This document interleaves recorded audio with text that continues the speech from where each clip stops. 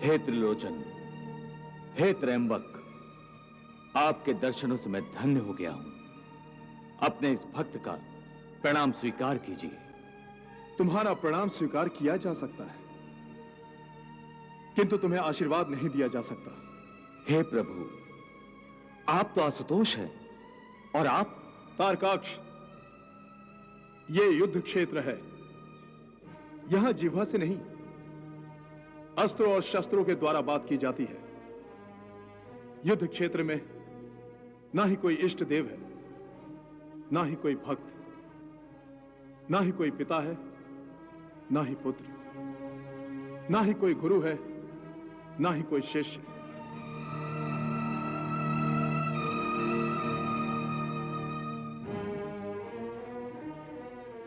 इसलिए युद्ध क्षेत्र में आए हो तो अपने योद्धा होने का धर्म निभाओ और युद्ध के लिए तत्पर हो जाओ। परंतु भोलेनाथ, अपना धर्म निभाओ तारकाक्ष। हे प्रभु, भक्त न भगवान का वध कर सकता है, ना ही भगवान भक्त का। ऐसे कायरों जैसे शब्द तुम्हें शोभा नहीं देते तारकाक्ष। तुम मेरे भक्त हो, इसलिए निर्भय होकर युद्ध करो। जैसी आपकी आज्ञा प्रभु।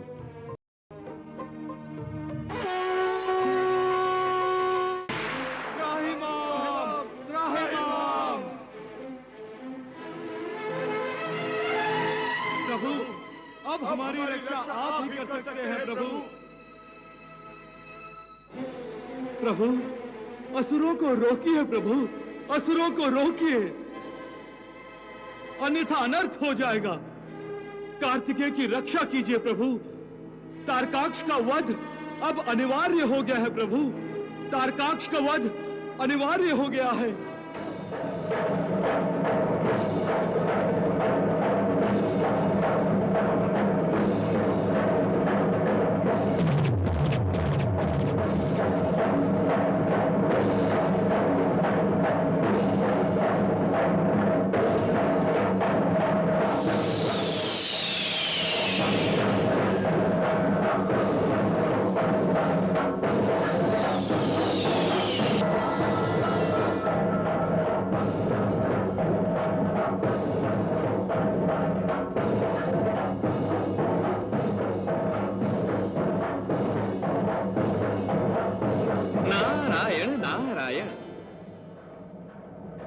देवेंद्र, अभी आपके मुखमंडल पे चिंता की रेखाएं। नारायण नारायण। देवर्षि, जब तक भगवान शिव शंकर त्रिपुर ध्वस्त नहीं करेंगे, तब तक हम चिंता की चिता में जलते रहेंगे। देवेंद्र, अब चिंता की समाप्ति अर्थात तारकाक्ष की मृत्यु का समय आ गया है।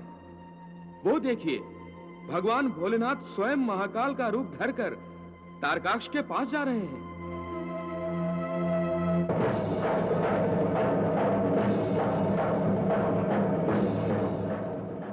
देवर्षि, यदि तारकाक्ष की मृत्यु का समय आ ही गया है, तो महादेव को स्वयं उसके पास जाने की क्या आवश्यकता है? शिव शंकर स्वयं अपनी शक्ति से उसे कैलाश पर बुलाकर ही मार सकते थे। देवेंद्र, आप ठीक कह रहे हैं, परंतु आप ये भूल गए कि सृष्टि में जैसे जन्म और मृत्यु का समय निश्चित होता है, उसी तरह उसका स्थान भी निश्चित होता है। जब तक समय और स्थान का एक दूसरे के साथ संगम नहीं होता, ना जन्म हो सकता है ना मृत्यु। इसीलिए यह देखकर कि तारकाक्ष की मृत्यु का समय आ ही गया है, भगवान शिवशंकर, जो स्वयं समय और काल का रूप हैं, तारकाक्ष की ओर जा रहे हैं।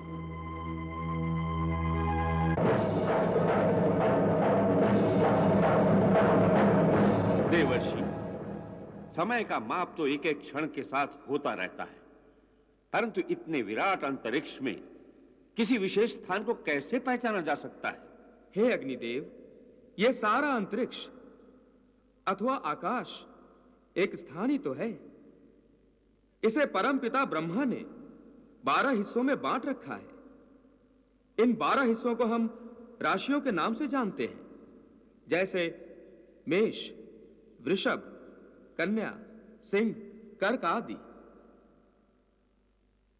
काल स्वरूप भगवान शिवशंकर किस प्रकार विनाश का तांडव करते हुए 12 की 12 राशियों पर एक एक करके अपने चरण रखते हुए तारकाक्ष की ओर बढ़ रहे हैं,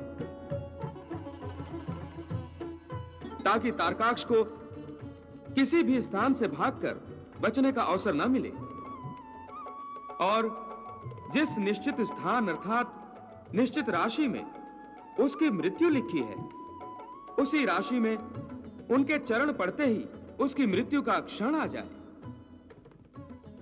अब उनका तांडव देखो और उस महान असुर के विनाश की लीला देखो। जय शिव शंकर, जय शिव शंकर, ओम नमः शिवाय।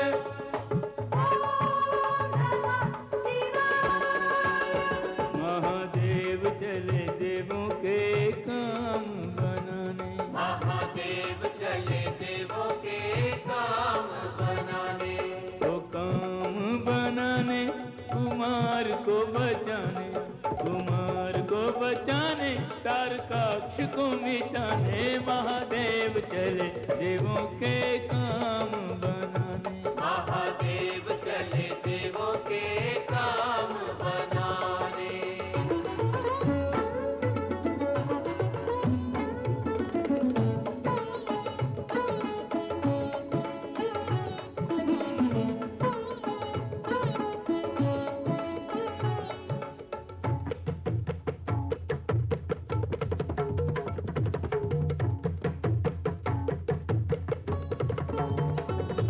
गगन में मेष राशि पर महेश ने धरे चरण, महेश ने धरे चरण, ऋषभ पे आए करके मेष राशि का अतिक्रमण, मेष का अतिक्रमण, ऋषभ को पार कर मिथुन के घर में शंभु आ गए। हर हर महादेव, चरण छुला के भाग्य कर्क राशि का जगा गए।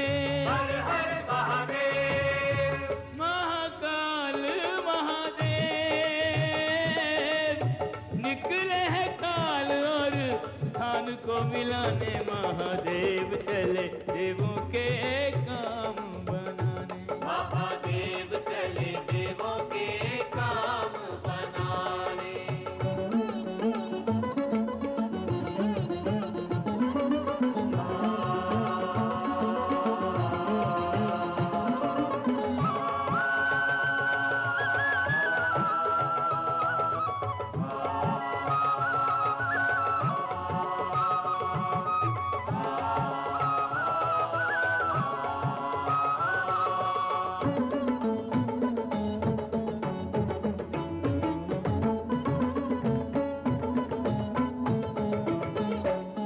कई राशि पार कर शिव जी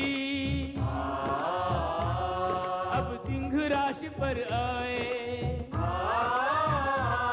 दुर्गा का वाहन देखा तो फूले नहीं समाए। दुर्गा का वाहन देखा तो फूले नहीं समाए। कन्या राशि करे अभिनंदन, नमः शिवाय, तुला राशि करती पदवंदन।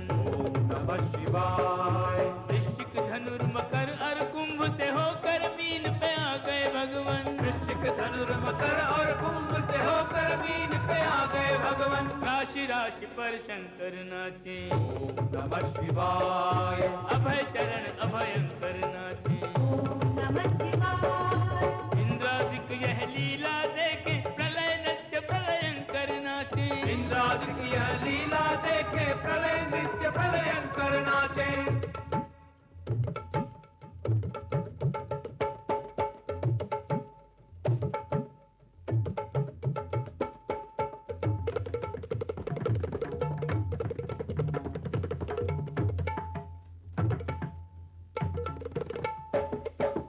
इंद्रादिक यह लीला देखे प्रलय नृत्य प्रलयंकर नाचे।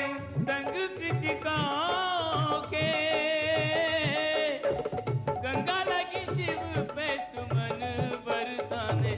महादेव चले देवों के काम बनाने, महादेव चले देवों के काम बनाने। हर हर महादेव, हर हर महादेव, हर हर महादेव।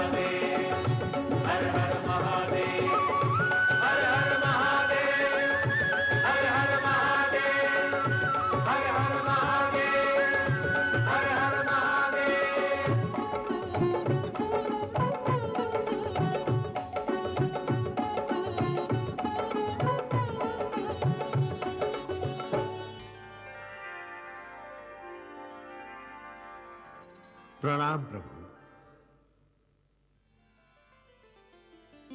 हे पशुपतिनाथ, जिस शुभ कार्य के लिए आप जा रहे हैं, मेरी शुभकामनाएं आपके साथ हैं। हे महादेव, आपके सामने तारकाक्ष, विशालाक्ष और विद्युन्माली युद्ध के लिए त्रिपुर में होंगे। आपको भी अंतरिक्ष में बिना रथ के नहीं होना चाहिए।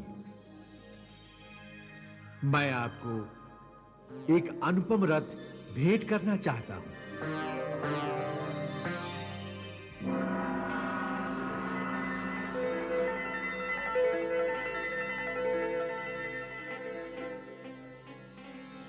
हे महादेव, आप इस रथ पर आरूढ़ होकर जाइए।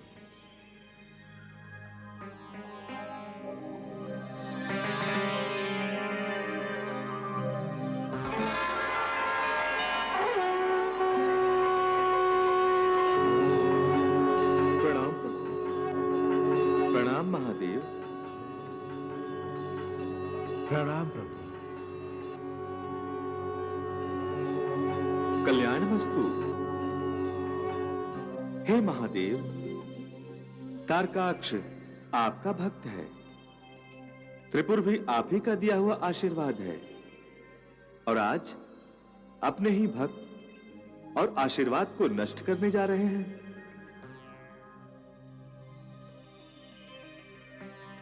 सृष्टि विकास का यह महत्वपूर्ण चरण संपन्न कर दीजिए महादेव, क्योंकि तारकाक्ष ने आपके दिए वरदान का दुरुपयोग किया है। सृष्टि कल्याण में बाधाएं खड़ी की है उसने। तारकासुर ने भी यही किया था। उसका और तारकाक्ष का वध अनिवार्य है।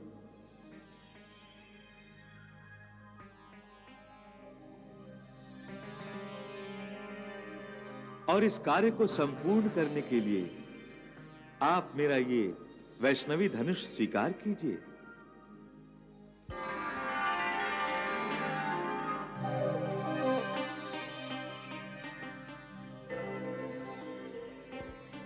आपकी जय हो भोलेनाथ।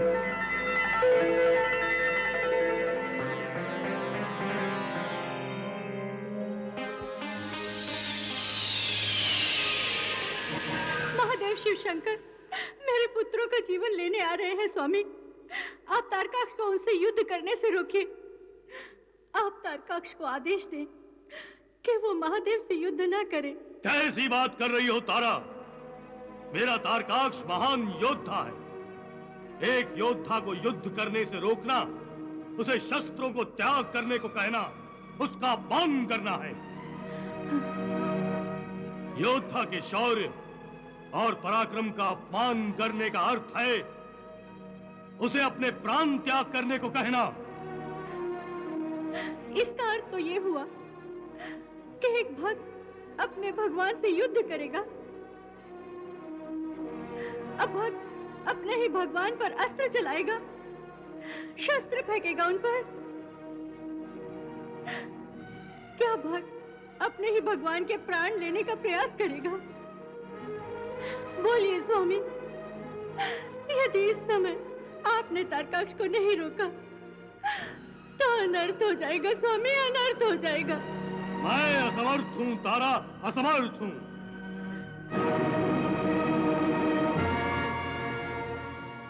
मैं ये नहीं कर सकता। अब तो महायुद्ध होगा, और ये युद्ध तब तक समाप्त नहीं होगा जब तक कार्तिकेय का विनाश नहीं होता।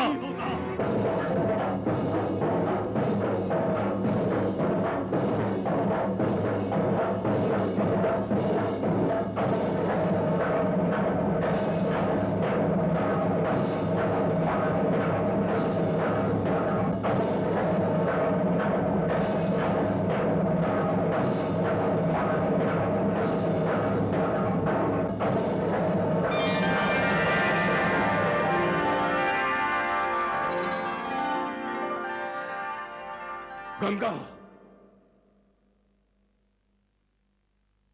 प्रणाम गंगा मैया। ये गंगा यहां क्यों आई है? गंगा मैया, मेरे पुत्रों को बचा लीजिए। एक आप ही उन्हें बचा सकती हैं।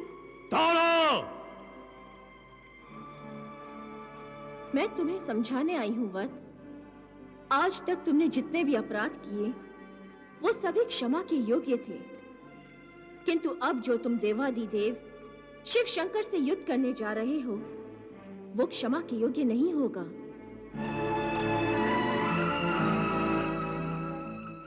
मेरी मानो तो ये युद्ध ना करो। क्या पुत्र पिता से युद्ध करेगा? तुम शिव शंकर के भक्त हो तारकाक्ष। भक्त क्या अपने भगवान से युद्ध करेगा? मैं भी तो इन्हें यही समझा रही हूँ गंगा मैया। गंगे, यदि तुम ये युद्ध नहीं चाहती हो तो शिवपुत्र को तारकाक्ष के अधिकार में क्यों नहीं दे देती हो? महर्षि, आप मुझे विधि का विधान बदलने के लिए कह रहे हैं, जो संभव नहीं है। मैं तारकाक्ष को समझा रही हूँ कि वो महारुद्र भगवान शिव शंकर के क्रोध को निमंत्रण ना दें, उनकी शरण में जाएं। जो भी उनकी शरण में जाता है उसे वे अपने चरणों में स्थान दे देते हैं।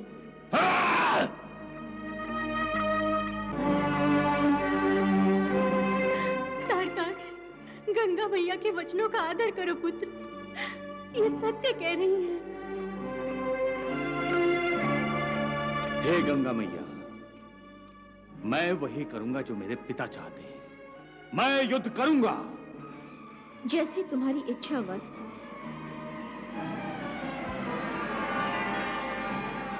सुना आपने स्वामी, आपका पुत्र आपकी अवज्ञा नहीं करेगा। आप जो भी कहेंगे वही करेगा वो। आप उसे आज्ञा दीजिए वो महादेव से युद्ध ना करे। तारा,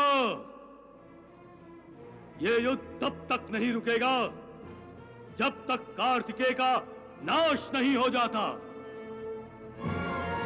तारकाक्ष मेरा महाअस्त्र है, महाअस्त्र। हाँ, और उस महाअस्त्र का प्रयोग ये युद्ध जीतने के लिए किया जा रहा है। ये युद्ध तारकासुर की मृत्यु का मार्ग करे अवरुद्ध। तारकाक्ष से इसलिए शिव शंकर हैं क्रुद्ध, करने आए युद्ध। प्रणाम भोलेनाथ। हे त्रिलोचन, हे त्रयंबक, आपके दर्शनों से मैं धन्य हो गया हूं। अपने इस भक्त का प्रणाम स्वीकार कीजिए। तुम्हारा प्रणाम स्वीकार किया जा सकता है, किंतु तुम्हें आशीर्वाद नहीं दिया जा सकता। हे प्रभु, आप तो आशुतोष हैं और आप तारकाक्ष, ये युद्ध क्षेत्र है। यहां जिह्वा से नहीं, अस्त्रों और शस्त्रों के द्वारा बात की जाती है। युद्ध क्षेत्र में ना ही कोई इष्ट देव है, ना ही कोई भक्त, ना ही कोई पिता है, ना ही पुत्र, ना ही कोई गुरु है, ना ही कोई शिष्य।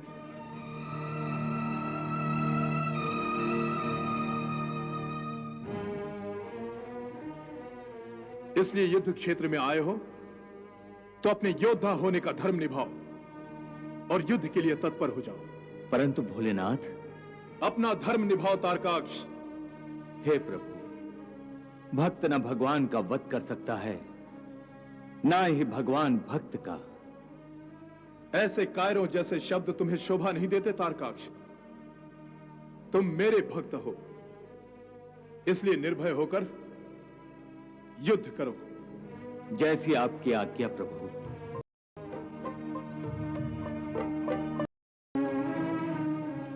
तारकासुर का पुत्र ये सोचे कैसे कुल की आन बचाए।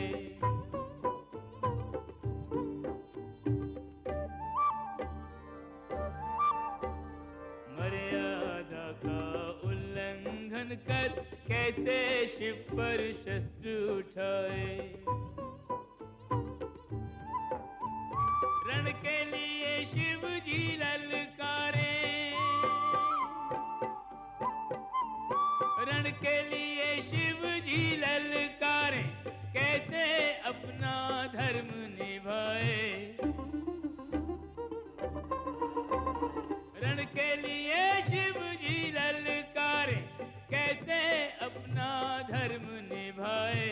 आगे बढ़े तो बड़ों का अनादर, भागे तो का पुरुष कहाए। आगे बढ़े तो बड़ों का अनादर, भागे तो का पुरुष कहाए।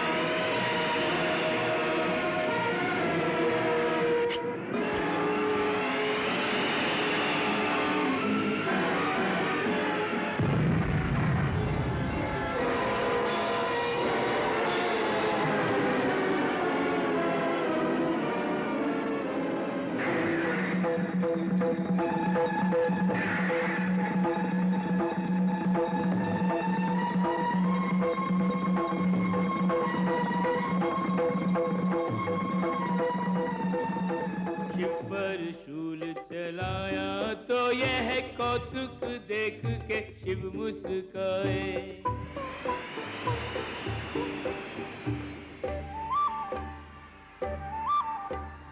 बालक की चतुराई देखो, हमारा शस्त्र हम ही पे चलाए।